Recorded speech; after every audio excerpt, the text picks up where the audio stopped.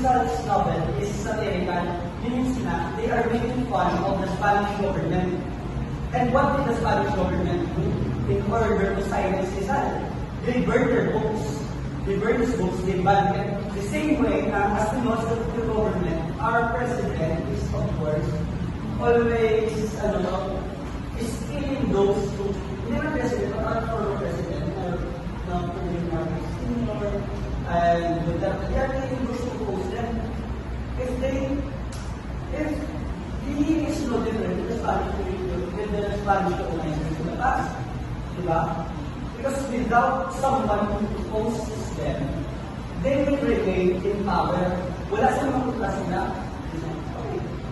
Last is, of course, the title governmental rights that importance na taken from a passage in the Bible. Okay, kanila. Nasa.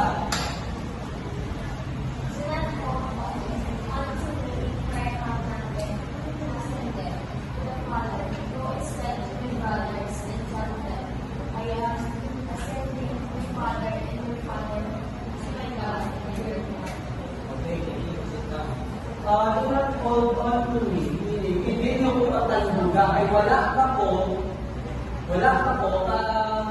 sa langit. Okay, so, ano na ang kaparehas sa mga Spanish colonizers during the past? Okay, like, okay, do not hold on to me. What is your understanding sa basic unit?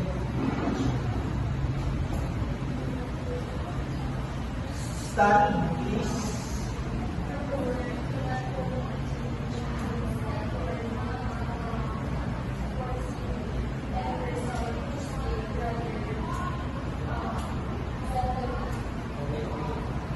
Okay, so I will explain na natin yung hindi nyo po pagpulat na wala akong masaka sa langit kung sa akong na tatay or si God the Father.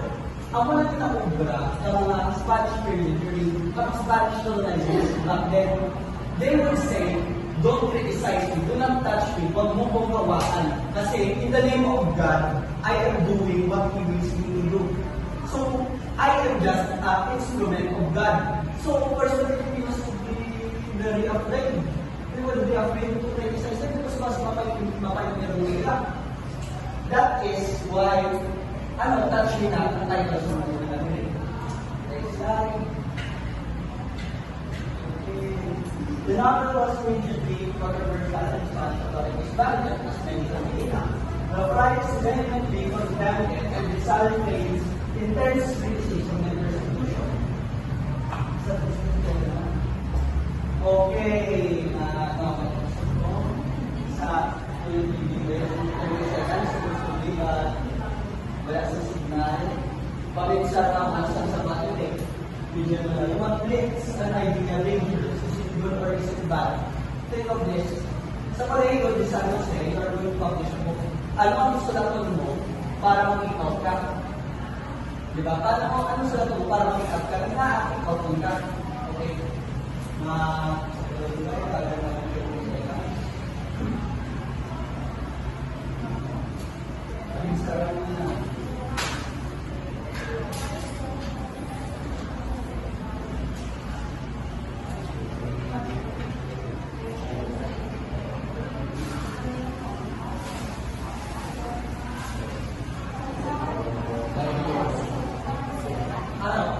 What makes an idea dangerous? Is it good or is it bad that it's dangerous? Delikado ang isa ka-idea? Hindi ko ma-share.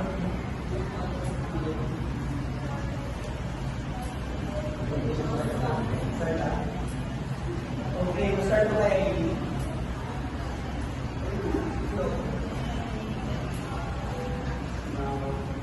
What makes an idea dangerous? And is it good or is it bad?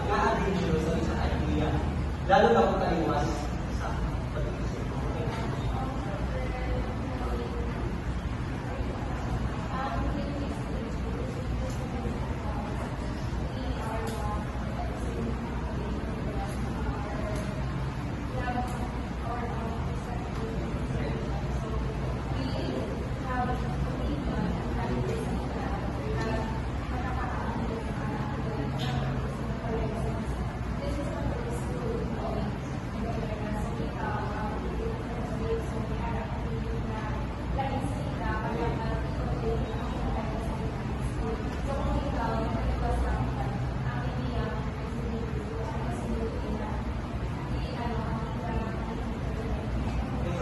what will happen if, let's say, ma-insist ka na ipakibata mo yung isang taliwas niya, what will happen?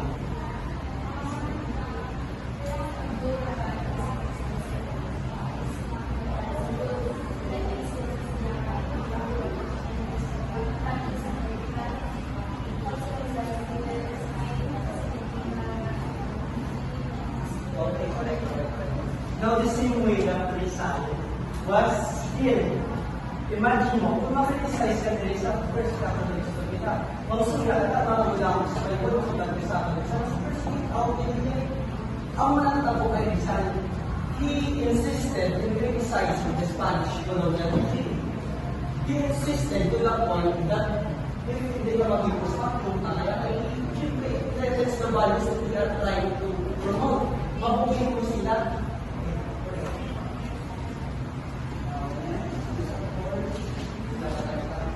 Now, breaking the chains of ignorance and developing critical thinking, meaning, because of Rizal's work, we are able to think for ourselves.